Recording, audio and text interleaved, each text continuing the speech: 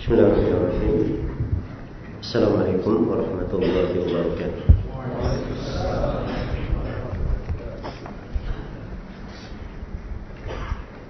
Alhamdulillah, nahmaduhu wa nasta'inuhu wa nastaghfiruh wa na'udzu billahi min shururi anfusina wa sayyiati a'malina.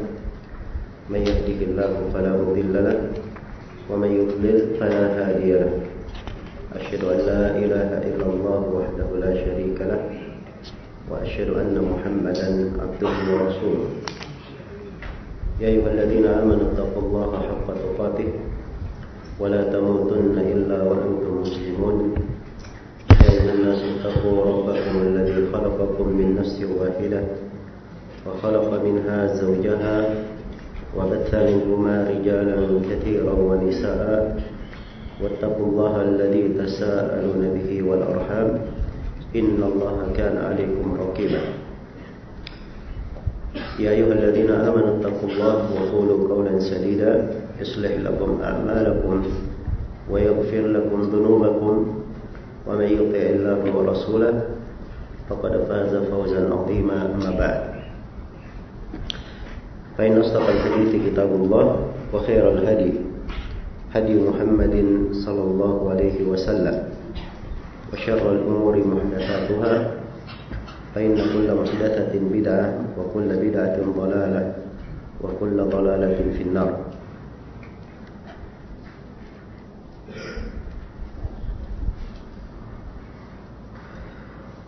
معاشر الإخوة والأخوات رحمني ورحمكم الله. Kita masih di dalam program kuliah Mafatihul Ilm, dan di pertemuan kali ini kita akan memasuki pembahasan kitab baru dari urutan buku-buku yang dikaji di dalam program ini. Ini adalah kitab yang ke-9, yaitu Kitabut Tauhid alladzi huwa haqqullahi 'alal 'abid.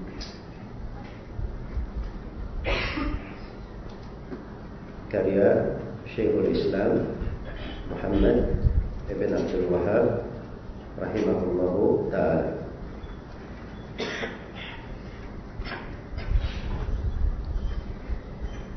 Di antara buku-buku yang terkait dengan pembahasan tauhid, buku ini yang paling pentingnya untuk dikaji di pembahasan tauhid uluhiyah, karena di dalamnya penulis rahimahullah ta'ala menguraikan tentang tauhid secara menyeluruh. Iya. Ada penulis buku ini,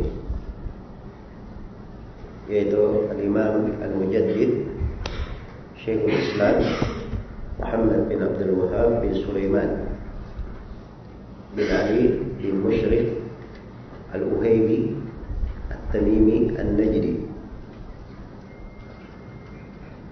Al-Hambali. Dari sisi nisbat kepada madhab beliau, beliau lahir di Huyainah pada tahun 1115 Hijriah.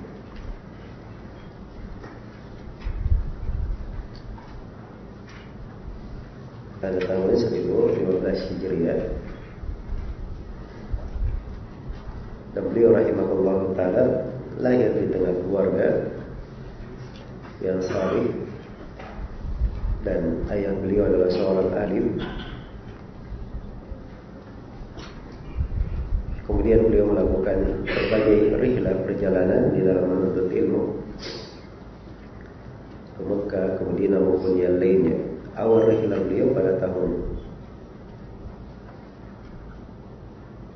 1136 Hijriah. Iya. Dan beliau juga melakukan rihlah ke Basrah dan ke tempat yang lainnya. Baik. Adapun terkait dengan dakwah beliau, karya-karya tulis beliau, ini dari hal yang telah masyhur dari beliau rahimahullah taala, suatu hal yang dikaji oleh manusia dari masa beliau hingga hari ini. Karena dari pengaruh dakwah beliau yang merata ke berbagai penjuru dunia, ini telah mendatangkan dua golongan, ada yang mendukung dan ada yang menentang. Ya, dan umumnya kebenaran seperti itu. Ada yang mendukungnya dan ada yang menolaknya. Namun karya-karya tulis beliau ada lengkap dan dibahas oleh para ulama yang datang setelah beliau. Dan beliau rahimahullah ta'ala meninggal pada tahun 1206 Hijriah. Dan umurnya waktu itu sekitar 92 tahun. Iya. Umurnya sekitar 92 tahun.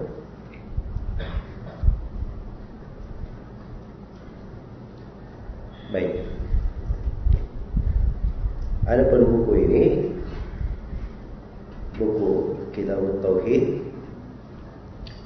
kami riwayatkan kepada penulisnya dengan sanad bersambung dari guru kami Syekh Abdullah Ibn Abdul Aziz Ibn Aqil Al-Hambali rahimahullah ta'ala, dan juga dari guru kami Yahya Uthman Al-Mudarris hafizahullah ta'ala. Keduanya meriwayatkan dari Syekh Abdul Haq bin Abdul Wahid Al-Hashimi, dari Ahmad bin Abdullah bin Salim Al-Basri, dari Abdurrahman bin Hasan Al-Syekh, dari kakeknya Syekhul Islam Muhammad bin Abdul Wahab. Ya, Abdurrahman bin Hasan penulis kitab Fathul Majid. Dan ini sanad periwayatan kepada buku-buku Syekh Muhammad bin Abdul Wahab yang paling ringkas di masa ini, antara Syekh Ibn Aqil kepada Syekhul Islam hanya 3 orang saja. Baik. Judul buku ini pada cetakan-cetakannya itu disepakati namanya Kitabut Tauhid. Tapi lanjutannya apa? Ya. Ada yang dituliskan Kitabut Tauhid alladzi huwa haqqullahi 'alal 'abid. Ya. Alladzi huwa haqqullahi 'alal 'abid. Dan ini tertulis di berbagai cetakan, dan yang masyhur di kalangan para ulama dengan judul ini, dan juga dengan tulisan tangan dari cucu beliau Syekh Sulaiman, tertulis dengan judul ini Kitabut Tauhid alladzi huwa haqqullahi 'alal 'abid. Ya. Baik. Ada juga yang menyebutkan dengan judul Kitabut Tauhid Fima yajibu min haqqillahi 'alal 'abid. Kitabut Tauhid Fima yajibu min haqqillahi 'alal 'abid. Iya. Baik. Dan ini disebutkan oleh Ibn Qandam di dalam tarikhnya. Dan ada sebagian manuskrip dengan judul ini. Dan di sebagian manuskrip yang lain itu dengan judul Kitabut Tauhid wa huwa haqqullahi 'alal 'abid. Wa huwa haqqullahi 'alal 'abid. Iya. Ada di beberapa manuskrip lain dengan judul Kitabut Tauhid alladzi huwa haqqullahi 'alal ibad. Alal ibad. Ada yang keenam, Kitabut Tauhid alladzi khalaqallahu li ajlihi al-abid. Ya. Baik, jadi ini 6 judul ya, tapi kalau dilihat pada yang terdekatnya kepada penulis yang datang dengan tulisan penulisnya dan tulisan murid dari Syekh Muhammad bin Abdul Wahab dan tulisan dari cucunya, ya, yang terkenalnya itu adalah judul yang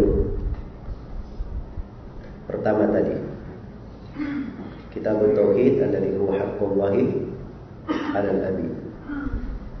Ya. Kitabut Tauhid alladzi huwa haqqullahi 'alal abid.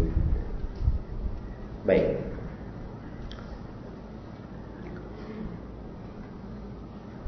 Jadi kalau kadar namanya dalam Kitabut Tauhid itu kelihatannya karena ini di awal buku tertulis seperti itu di semua cetakan di awal buku. Demikian disebutkan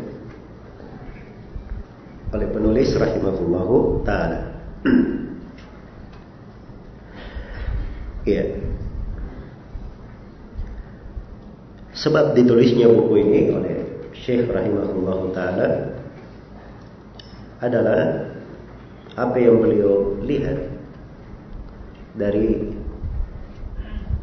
kenyataan di tengah umat di masa beliau. Manusia mengitari berhala-berhala, berada di sekitar kuburan-kuburan, ya, dan mereka melakukan dari ibadah-ibadah di sekitar kuburan itu hal yang tidak boleh dilakukan kecuali hanya kepada Allah Subhanahu wa Ta'ala. Iya, dan ini kejadian di mana-mana, dan beliau mengingkarinya. Maka beliau pun memandang perlu mengingatkan manusia kepada tauhid yang para rasul diutus dengannya, dan memperingatkan kepada mereka tentang bahaya kesyirikan, syirik yang dosa tidak diampuni karenanya. Maka Syekh pun rahimahullahu ta'ala menulis dari buku ini. Iya. Cetakan-cetakan dari Kitabut Tauhid itu ada masailnya. Masail itu ada namanya pembahasan-pembahasan di belakangnya. Ada sebagian cetakan yang tidak memuat masail, tapi itu hanya sekedar meringkas. Karena lebih dari 30 manuskrip itu semuanya menulis dan menetapkan masail-masail dari buku ini. Demikian pula yang menjelaskan buku ini dari murid-murid beliau dan cucu-cucu beliau serta para ulama yang berada di atas jalan dakwah beliau. Mereka menetapkan masail-masail yang ada di dalam Kitabut Tauhid. Ya. Karena itu ada syarah-syarah ya terhadap Kitabut Tauhid ini sudah ditulis dari dahulu. Dan di syarah-syarah itu semuanya disebutkan masail. Misalnya dari buku yang paling dahulu adalah kitab Taisir Al-Aziz Al-Hamid karya Syekh Sulaiman, ya, cucu beliau. Itu disebutkan masail. Demikian pula di dalam kitab Fathul Hamid fi Syarhi At-Tauhid karya Syekh Uthman bin Mansur, wafat pada tahun 1282 Hijriah. Ini juga disebutkan masailnya. Demikian pula penulis kitab Fathul Majid, ya, penulis kitab Fathul Majid Syekh Abdurrahman bin Hasan rahimahullahu ta'ala, ya, dan Syekh Abdurrahman bin Hasan juga punya kitab namanya Qurrat Uyunil Muwahhidin. Nah, ini semuanya di dalam buku ini disebutkan masail. Ya, dan Abdurrahman bin Hasan ini cucu cucu beliau, tapi berguru langsung kepada kakeknya. Dia murid juga, cucu sekaligus murid beliau. Ya. Dan juga di antara yang menyebutkan masail Syekh Hamad bin Atiq. Beliau punya syarah terhadap kitab Tauhid namanya Ibtal At-Tandid. Ibtal At-Tandid. Baik. Demikian pula Syekh Abdurrahman bin Qasim, belum lama meninggalnya. Ya. Belum lama meninggalnya. Sekitar 50 tahun yang lalu. Syekh Abdurrahman bin Qasim ini beliau punya hasyiah terhadap kitab Tauhid, dan bab-bab lengkap dengan masail beliau sebutkan. Baik. Jadi kelihatannya bahwa penulis rahimahullah ta'ala di dalam buku ini itu melengkapi dengan penyebutan masail-masail. Jadi luar biasa dari buku ini. Hanya disebutkan ayat Al-Quran, hadits Rasulullah SAW atau athar, kemudian disebutkan pelajaran yang dipetik darinya, pembahasan-pembahasan yang terkandung dari ayat-ayat dan hadits-hadits tersebut. Iya.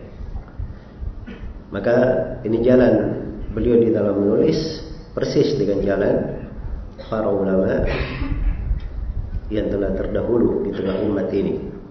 Ya. Kalau kita lihat misalnya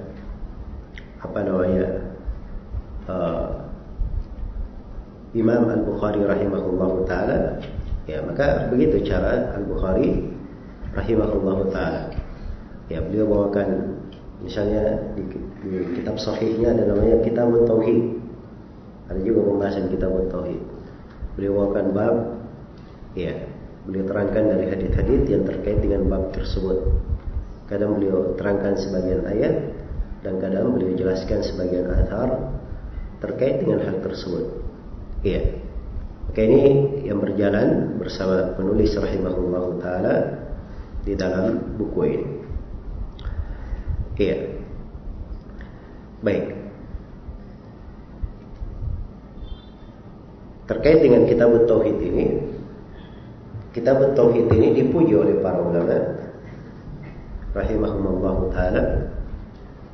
Dikatakan oleh Syekh Sulaiman bin Abdullah bin Muhammad bin Abdul Wahab, cucu beliau, penulis kitab Taisir Al-Aziz Al-Hamid, kata beliau, huwa kitabun fardun fi ma'na lam yasbiqhu ilaihi sabiq wala lahiqahu bihi lahiq.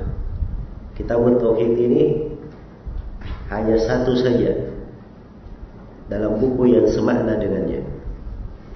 Iya, maksudnya buku yang menulis khusus tentang tauhid uluhiyah secara lengkap seperti itu. Nah, itu baru satu saja yang dilihat oleh beliau, buku ini. Iya. Dan memang tidak diketahui ada buku yang semisal dengan itu sebelumnya. Sebelumnya para ulama bicara tentang tauhid. Iya. Bicara tentang tauhid, tapi terpisah-pisah pembicaraan mereka. Terpisah-pisah. Ada yang membahas khusus misalnya di tauhid uluhiyah, ada yang membahas khusus di tauhid asma wa sifat. Apalagi penulis-penulis di generasi pertama, karena penyimpangan yang banyak terjadi di asma wa sifat. Ada yang menulis tentang tauhid uluhiyah setelah abad kelima atau sebelumnya sedikit. Ya, pembahasan-pembahasan banyak, ada yang meluas, tapi tidak ada yang selengkap apa yang ditulis oleh Syekh di sini. Karena itu kata Syekh Sulaiman, dia fardun fi ma'na, satu-satunya yang semakna dalam hal ini. Tidak pernah didahului oleh orang yang mendahului dan tidak ada yang mengejarnya. Ya, menulis seperti ini. Baik. Kemudian buku ini juga ini karena pentingnya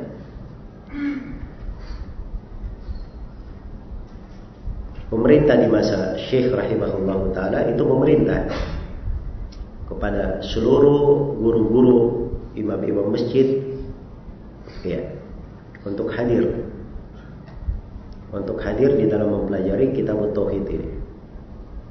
Ya, untuk hadir di dalam mempelajari kitab tauhid ini. Karena pentingnya hal tersebut. Dan ini disebutkan oleh Syekh Abdurrahman bin Hasan Al-Syekh rahimahullah ta'ala. Dan beliau katakan buku ini walaupun ringkas, tapi dia mengumpulkan kebaikan yang sangat banyak.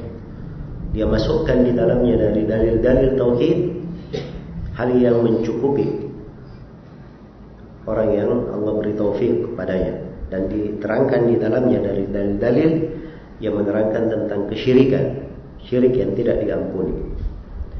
Iya. Baik.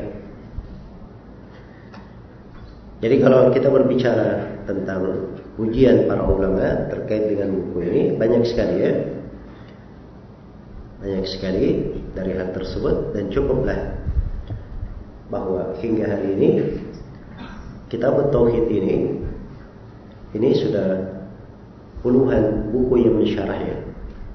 Sudah puluhan buku yang mensyarahnya. Jadi kadang di dalam buku fikih kita ketemukan ya, ada satu buku misalnya, buku ini disyarah, dijelaskan oleh berbagai murid atau pengikut di dalam madhab tersebut menjelaskannya.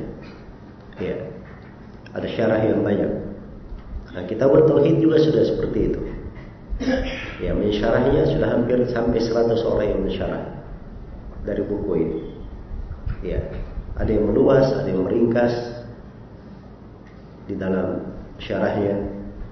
Tapi kelihatan sekali bahwa apa yang diterangkan oleh Syekh di sini dari pendalilan dan fikih itu hal-hal yang sangat detail, perkara yang sangat kuat sekali. Iya. Karena itu kalau seorang belajar dari buku ini, dia pahami dengan benar, maka insyaallah taala akan terlatih dia untuk tajam di dalam memahami. Tajam di dalam memahami, dan dia akan keluar dari pembahasan buku ini dengan suatu bangunan ilmiah di dalam dirinya tentang tauhid. Apa itu tauhid? Dan dia memiliki benteng yang menghindarkannya dari apa? Dari kesyirikan. Biidnillahi ta'ala. Baik. Jadi buku-buku yang menjelaskan atau yang mensyarah tentang kitab tauhid ini ya sudah sangat banyak sekali. Ya, bahkan ada buku khusus yang menjelaskan tentang takhrij, khusus menerangkan tentang hadits-hadits yang dibawakan oleh penulis dan ditakhrij di dalam hal tersebut. Baik, kita mulai dari pembahasan kitab tauhid ini. Kata penulis rahimahullahu taala, bismillahirrahmanirrahim. Ya.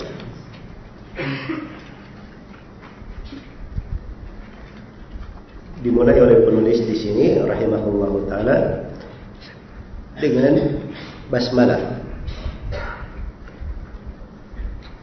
Ya. Beliau memulainya dengan bismillahirrahmanirrahim. Dan hal ini adalah karena mencontoh Al-Qur'anul Karim, di mana Al-Qur'anul Karim dimulai dengan bismillahirrahmanirrahim. Dan pada setiap surah ya ada bismillahirrahmanirrahim yang memisahkan antara surah dengan surah sebelumnya. Dan ini berlaku pada semua surah kecuali surah apa? Surah At-Taubah. Ya, kecuali pada surah At-Taubah. Dan bismillahirrahmanirrahim itu ayat disepakati di dalam sebuah surah Al-Quran. Di surah apa itu? Di surah An-Naml. Di surah An-Naml. Karena di dalam surah itu dikatakan innahu min Sulaiman wa innahu bismillahirrahmanirrahim. Ya. Tentang surat yang jatuh kepada Ratu Saba. Ratu Saba berkata bahwa surat itu dari Sulaiman, dan surat itu tertulis bismillahirrahmanirrahim. Ya. Kemudian yang kedua, dalil yang kedua, penyebutan bismillahirrahmanirrahim ini juga mengikuti petunjuk Nabi Sallallahu Alaihi Wasallam. Karena Rasulullah Sallallahu Alaihi Wasallam di dalam surat menyurat beliau, apa yang dituliskan untuk beliau itu dimulai dengan Bismillahirrahmanirrahim. Iya. Sebagaimana Nabi Sallallahu Alaihi Wasallam menulis surat kepada Hirakl, pembesar Romawi, dalam sebuah hadits yang panjang. Ya. Jadi mulai disebutkan di situ Bismillahirrahmanirrahim bi Muhammadin ila Hirakl azimir Rum. Ya, hanya disebut Bismillahirrahmanirrahim dari Muhammad kepada Hirakl, pembesar Romawi. Ya. Demikian pula di dalam perjanjian Hudaybiyah, Nabi Sallallahu Alaihi Wasallam memerintah kepada Ali bin Abi Thalib yang menulis perjanjian agar supaya dimulai dengan apa? Bismillahirrahmanirrahim. Iya, dalam sebuah kisah ya, dalam perjanjian itu. Jadi ini yang populernya, ini yang apa namanya, masyhurnya dari dalil, iya, terkait dengan hadis. Dan ada sejumlah ulama yang berkata bahwa ini memulai dengan Bismillahirrahmanirrahim dari hadis itu mengamalkan sebuah hadis dari Nabi, diriwayatkan oleh Ibnu Hibban, yang bunyinya kullu amrin tibalin la yubda'u fihi bi Bismillahirrahmanirrahim fahuwa aqta. Setiap perkara yang penting lalu tidak dimulai dengan Bismillahirrahmanirrahim, maka perkara ini adalah terputus. Ini hadits masyhur ya, sering disebutkan, tapi ini hadits lemah. Hadits ini lemah, ada kegoncangan di dalam sanadnya, dan seluruh jalur periwayatannya itu tidak bisa saling mendukung. Maka ini adalah hadits yang lemah. Iya. Baik, dari sisi memulai dengan Bismillahirrahmanirrahim itu kelihatan ya, akan besarnya manfaatnya dan kebaikan serta keberkahan di dalamnya. Karena itu para ulama rahimahumullah ta'ala dari masa ke masa mereka memulai tulisan-tulisan mereka dengan apa? Bismillahirrahmanirrahim. Iya. Baik. Apa artinya Bismillahirrahmanirrahim? Bismillahirrahmanirrahim. Iya. Di sini ada 5 kalimat, 5 kata. Ada ba, huruf jar ba, terus ada isim, artinya nama, dan ada lafdzul jalalah Allah, nama Allah yang agung, dan ada 2 asmaul husna yang lain, Ar-Rahman dan Ar-Rahim. Berarti ada 5. Iya. Baik. Bismillahirrahmanirrahim ini kalau diartikan secara makna dengan menyebut nama Allah Subhanahu wa taala yang Maha Rahman dan Maha Rahim. Kan begitu? Ya, maksudnya dengan menyebut nama Allah apa? Kan ada sambungannya sebenarnya. Sambungannya ini tidak kelihatan. Kan begitu? Tidak kelihatan. Dan ini dikatakan orang Arab dimaklumi. Hal yang kalau sudah dimaklumi kadang tidak disebut. Kenapa? Karena sudah dimaklumi. Makanya tidak disebut. Ya. Jadi kalau misalnya kita lagi membaca begini, maka di seorang misalnya mulai membaca dia berkata Bismillahirrahmanirrahim, artinya dengan menyebut nama Allah Ar-Rahman Ar-Rahim saya membaca. Kalau dia menulis apa namanya, dia keluar rumah misalnya, ya, atau dia berkendaraan, dia mengangkat apa namanya barang, dia membaca Bismillahirrahmanirrahim, artinya dengan membaca basmalah dia keluar rumah, dia mengangkat barang dan seterusnya. Ini contoh ya, contoh. Baik.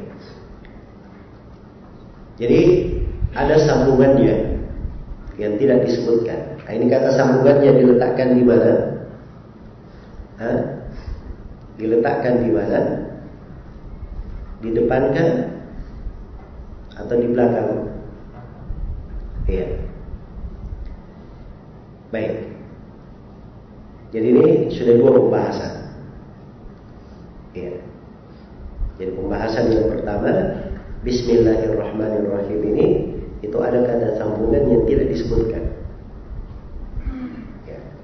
Dan pembahasan yang kedua, Bismillahirrahmanirrahim ini kata sambungannya itu diletakkan di depan atau di belakang. Nah, di depan atau di belakang. Jadi perlu kita bahas dengan ini supaya menjadi jelas tentang makna Bismillahirrahmanirrahim dan penggunaannya.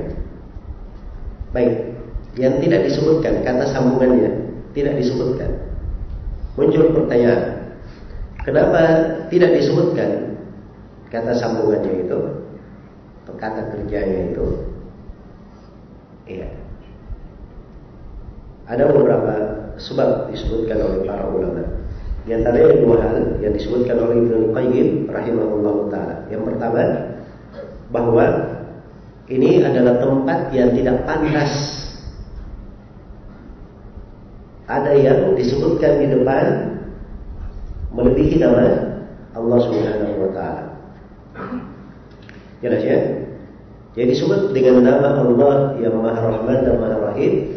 Ini memang karena tidak pantas di depannya dikatakan, ya, saya memulai dengan nama Allah, saya menulis dengan nama Allah. Jadi ini tidak disebutkan saja, karena tidak disebut juga orang sudah maklum, sudah diketahui.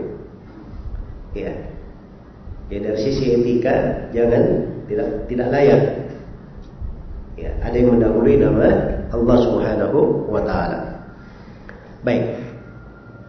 Terus faedah yang kedua, tidak disebutkan kata sambungnya itu tadi, kata kerjanya. Ini untuk memberikan faedah umum. Ya.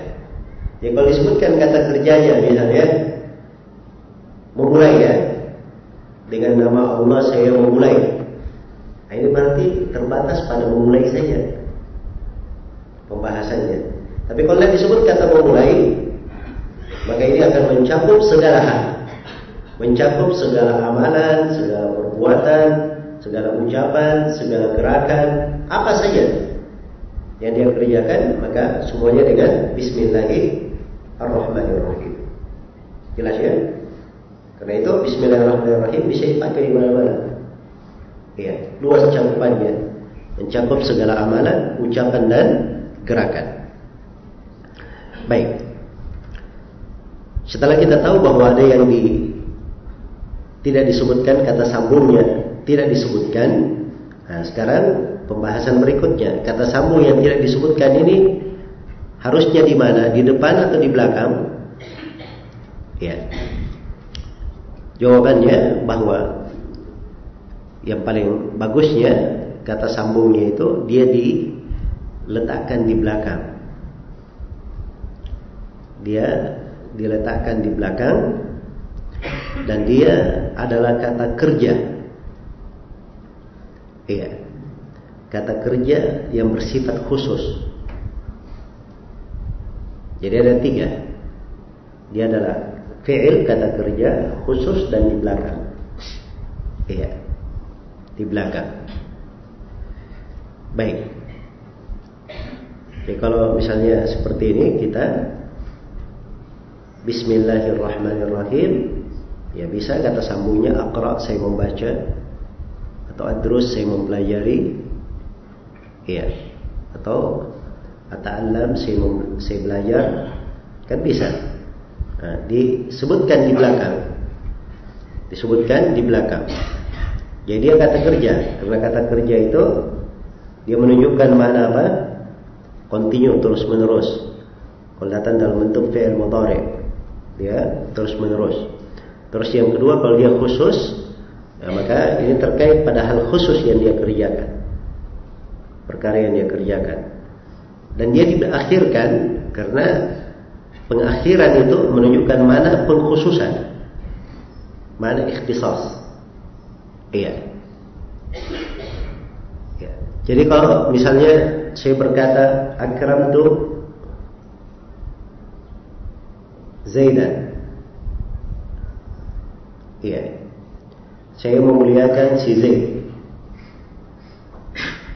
Penyebutan Zaid dimuliakan itu hal yang bagus ya. Ya, orang bisa tahu bahwa Zaid ini dimuliakan. Tapi apakah hanya Zaid yang dimuliakan? Tidak. Nah, ini belum tentu. Mungkin hal itu terjadi pada hal yang lain juga. Ya. Tapi kalau saya berkata Zaid dan ukrimu, ya, si Zaid saya muliakan, saya kedepankan penyebutan Zaid, ya, atau saya katakan iyyahu ukrim, hanya dia yang saya muliakan, ini pengkhususan namanya, pengkhususan. Karena itu kita di surah Al-Fatihah membacanya iyyaka na'budu wa iyyaka nasta'in. Kan asalnya na'buduka wa nasta'inuka. Kami beribadah kepada Engkau ya Allah dan kami memohon pertolongan kepada Engkau. Nah, begitu didepankan penyebutan kanya, ya, kanya didepankan iyyaka na'budu wa iyyaka nasta'in, dikedepankan penyebutannya, maka ini menunjukkan mana apa? Mana ikhtisas, pengkhususan. Baik. Jadi ini terkait dengan posisi Bismillahirrahmanirrahim. Ya, supaya kita kenal ya, kalimat sering kita baca. Dibedakan antara basmalah dengan tasmiyah. Itu istilah berbeda. Kalau basmalah itu lengkap, Bismillahirrahmanirrahim, itu basmalah namanya. Kalau tasmiyah itu artinya Bismillahi saja, tidak ada yang lainnya. Jelas ya? Jadi kalau misalnya menyembelih hewan kurban, nah itu disebut tasmiyah, karena hanya dibaca apa? Bismillah saja. Seorang makan, minum, dia membaca apa? Basmalah atau tasmiyah?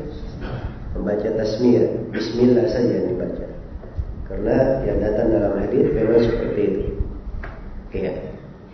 Demikian pula kalau mau masuk WC, hanya membaca tasmiyah.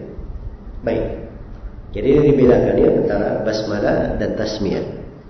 Jadi tadi ada berapa kata di dalam Bismillahirrahmanirrahim? Ada 5. Yang pertama huruf ba. Ya. Ba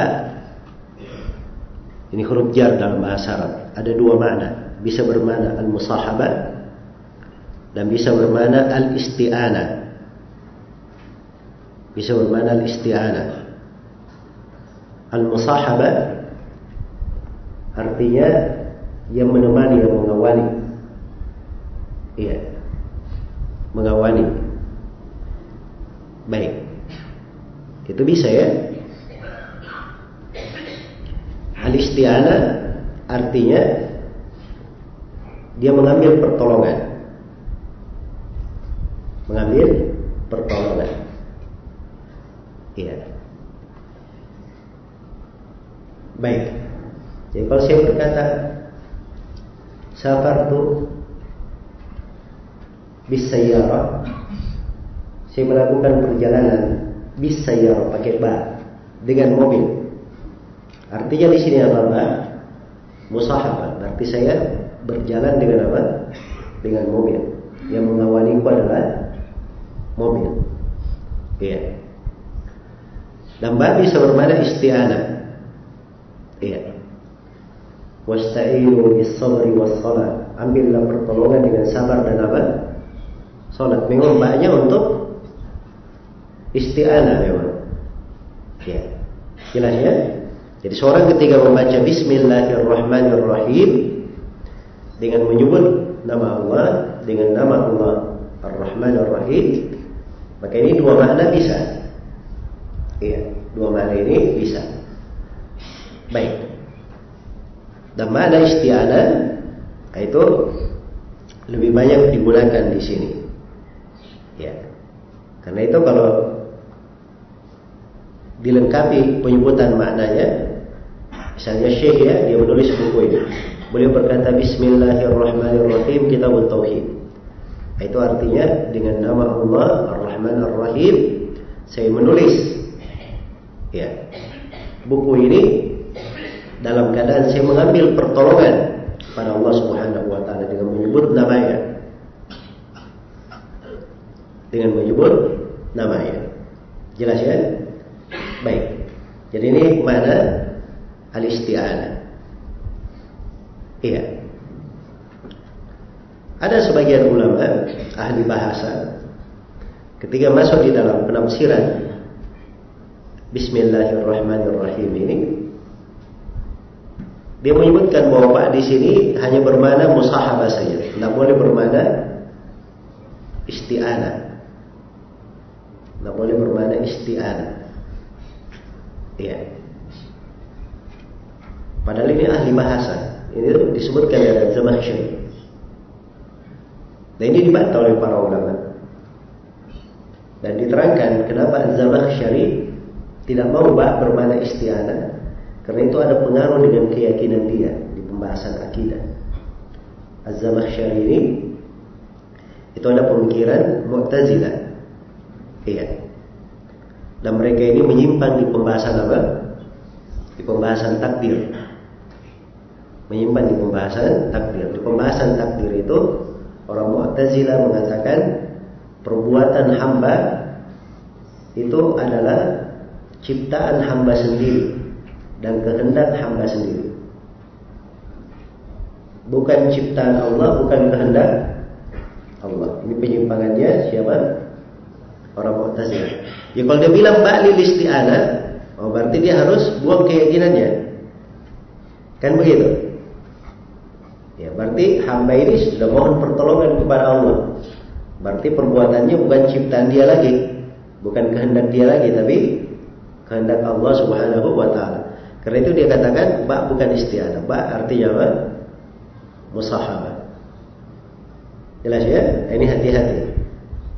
Bid'ah itu bisa menyeret di dalam mengingkari sebagian hal yang benar dari sisi bahasa.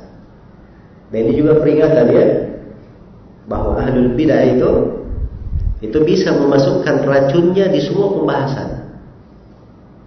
Di semua pembahasan. Oh jangan ada yang berkata ini orang ahlul bidah, tapi saya mengambil ilmu bahasa Arab saja. Saya mengambil baca Al-Quran saja. Ya. Saya mengambil ilmu ini saja. Itu tidak benar ya. Karena itu tidak dibenarkan. Sepakat para ulama tentang tidak bolehnya duduk dengan ahlul bidah. Ya. Keadaan-keadaan khusus disebutkan itu di kondisi darurat saja. Misalnya di negerinya tidak ada alim yang mengajari dia bahasa Arab kecuali ahlul bidah ini, maka di situ dibolehkan mengambil sekadar apa? Sekadar yang dia perlukan saja. Iya. Jelas ya? Tapi kalau ada alim ahli sunnah yang mengajarkannya, tidak boleh bergampangan di dalam hal tersebut. Baik. Jadi maksudnya di sini hati-hati dalam penggunaan secara bahasa. Nah inilah pentingnya seorang itu mempelajari ilmu akidah. Sebab dari akidah yang benar dia bisa memilah. Iya. Dia bisa memilah hal-hal yang di dalamnya banyak manusia menyimpang padanya. Iya. Jadi kalau akidahnya benar, dia masuk di pembahasan-bahasan, dia akan detail. Kalau lihat orang ini mungkin ada dari sisi pemahaman dia begini, pemahaman dia begini. Ya. Nah itu semua ada buku-buku ditulis kekeliruan ahli bahasa dalam pembahasan akidah. Ya. Dia masuk di dalam pembahasan usul fikih, nah, terlihat misalnya, oh ini si penulis ini di pembahasan ini dia Mu'tazilah, oh ini Asy'ariyah, dia begini, dia begini. Karena keyakinan itu punya pengaruh pada pembahasan mereka. Jelas ya? Ya. Jadi jangan menganggap pembahasan dari sisi bahasa itu tidak ada pengaruhnya, banyak pengaruhnya. Akan Saya terangkan nanti insyaallah taala di pembahasan akidah wasitiyah, bagaimana ahlul bidah itu mengatakan lan bermakna penafian selama-lamanya. Ini untuk menolak pembahasan masalah ru'yah. Ya. Mereka juga pakai sebagian ayat menolak ru'yah dengan penggunaan kata idrak. Dan ini semuanya keliru dari penggunaan sisi apa? Bahasa. Baik, ada orang-orang yang menyimpang di pembahasan takwil. Ya, menafsirkan istiwa dengan istaula karena jahil terhadap pembahasan bahasa. Ya. Wasama banaina bil aidin, tangan diartikan tangan karena dia jahil tentang bahasa. Aidin bukan tangan, tapi artinya dari kata aid. Ada yaitu aidan, idza ishtadda wa qawi, apabila dia sudah keras dan kuat, itu dikatakan aid dalam bahasa Arab. Ya, karena kejahilan dari sisi bahasa ini akhirnya terlahir keyakinan-keyakinan yang keliru. Iya, baik. Jadi bismillah ba'nya sudah jelas. Bisa bermakna apa tadi? Musahabah, dan bisa bermakna isti'anah. Kemudian bismillah al-isim. Isim ada yang mengatakan dia dari kata as-sabu yang bermakna tinggi. Dari mengatakan bahwa isim dari kata al-wasan yang bermakna al-alama, tanda. Iya. Bermakna tanda. Jadi boleh aja ya semuanya. Dari kata sabu memang nama itu yang dikenal orang. Ya, itu yang selalu mendominasi pada orang namanya. Ya, bisa dari wasan, tanda, sebab itu memang dengannya dia dikenal. Dengannya dia dikenal. Baik. Walaupun ada dari pembahasan lainnya di sisi bahasa. Karena itu kata isim, kalau kita buka buku-buku tentang nahwu saja misalnya, di buku nahwu itu setiap dibagi pembagian kalimat menjadi 3, ada isim, fi'il dan harf. Maka di pembahasan isim itu oleh ahli nahwu diterangkan definisi-definisinya lengkap, dari mana pecahan-pecahannya. Ya. Dan ini bukan pembahasan kita di sini ya. Saya hanya memberikan intisarinya saja. Jadi dengan nama Allah, bismillah. Isim disandarkan kepada nama Allah. Ini dalam bahasa Arab kalimat mufrad disandarkan kepada ma'rifat. Itu kaidah ya dalam ilmu bahasa dan kaidah dalam ilmu usul fikih juga. Sebab ini dibahas di pembahasan usul fikih. Jadi kalau ada kata mufrad disandarkan kepada ma'rifat, maka ini menunjukkan ifadatul umum, memberikan faedah apa? Faedah umum. Iya. Faedah umum. Jadi di sini bismillah dengan nama Allah, isim disandarkan kepada Allah, menunjukkan makna umum. Seakan-akan dia berkata dengan menyebut seluruh asmaul husna. Seakan-akan dia berkata dengan menyebut apa? Seluruh dari asmaul husna. Jadi luar biasa ini ya, bismillahirrahmanirrahim. Ya. Seakan-akan dia memohon pada Allah dengan seluruh nama-namanya. Iya, disebutkan 3 nama di sini, nama Allah, nama Ar-Rahman dan nama Ar-Rahim. Iya. Nama Allah Subhanahu wa taala ini asalnya dari kata al-ilah. Kemudian ada proses dari sisi bahasa, kemudian berubah menjadi Allah. Iya. Dan Allah karena dia dari kata al-ilah, ya, dari kata al-uluhiyah, maka itu maknanya sama dengan al-ubudiyah, dengan penghambaan. Iya. Jadi Allah artinya al-ma'budu mahabbatan wa ta'ziman wa ijlalan, yang diibadahi dengan penuh kecintaan, pengagungan dan pembesaran. Iya. Yang diibadahi dengan penuh kecintaan, pengagungan dan pembesaran. Dan nama Allah ini dari Asmaul Husna, dari nama Allah yang paling agung, yang disebut sebagai Al-Ismul A'zam, nama yang terbesar, di mana seluruh dari kandungan Asmaul Husna kembali kepada nama Allah Subhanahu wa taala. Karena itu dikatakan walillahil asmaul husna. Milik Allah lah seluruh asmaul husna. Nah dikatakan walil rahmani, walil rahimi, walil ghafuri, al asmaul husna enggak. Tapi dipakai nama apa? Allah. Iya. Baik. Pakai nama Allah. Nama Ar-Rahman dan nama Ar-Rahim, ini dua nama sama, berasal dari kata rahmat. Artinya Ar-Rahman yang maha merahmati, Ar-Rahim apa? Yang maha merahmati juga. Kalau bahasa Indonesianya biasanya diterjemahkan apa? Yang maha pengasih lagi, maha penyayang. Ini juga tidak tahu apa bedanya maha pengasih dan maha penyayang. Pengasih penyayang sama saja kan? Ya. Baik. Dalam bahasa Arab itu Rahman dan Rahim dari kata rahmat. Tapi ada perbedaannya. Perbedaannya dari beberapa sisi. Sisi yang pertama, Ar-Rahman itu lebih luas cakupannya daripada nama Ar-Rahim. Iya. Lebih luas cakupannya dari nama Ar-Rahim. Nah, kalau Ar-Rahman ini di dalamnya ada 5 huruf, Ra, Ha, ya, Mim, Alif, Nun. Kalau Ar-Rahim di dalamnya ada 4 huruf, Ra, Ha, Ya, Mim. Jadi Rahman lebih banyak apa? Hurufnya 5. Ya, kaidahnya dalam bahasa Arab ziyadatul ma'na tadullu ala ziyadatul mabna tadullu ala ziyadatil ma'na. Adanya tambahan dalam bangunan kata menunjukkan tambahan pada makna. Iya, menunjukkan tambahan pada makna. Karena memang Ar-Rahman ini rahmat Allah Subhanahu wa taala untuk semuanya. Iya, untuk semuanya. Karena itu kata sebagian ulama, Ar-Rahman adalah Ar-Rahman bi jami'il khalq. Rahmat terhadap seluruh makhluk. Iya. Dari mengatakan Ar-Rahman adalah Rahman di akhirat dan di dunia. Sedangkan Ar-Rahim ini terbatas pada orang-orang yang beriman. Rahmat untuk orang yang beriman.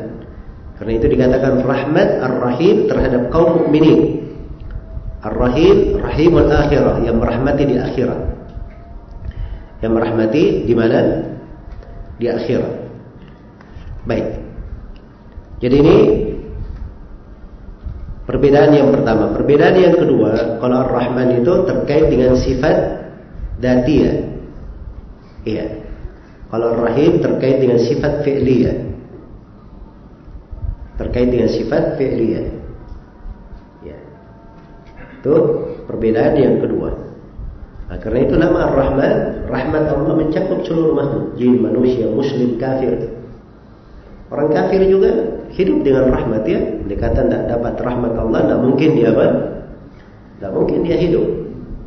Nah, tapi kalau Ar-Rahim ini khusus rahmat untuk siapa? Orang-orang yang beriman. Iya. Khusus untuk orang-orang yang beriman. Baik. Jadi ini dua perbedaan yang paling membedakan antara Ar-Rahman dan Ar-Rahim. Baik, dengan ini selesai ya pembahasan.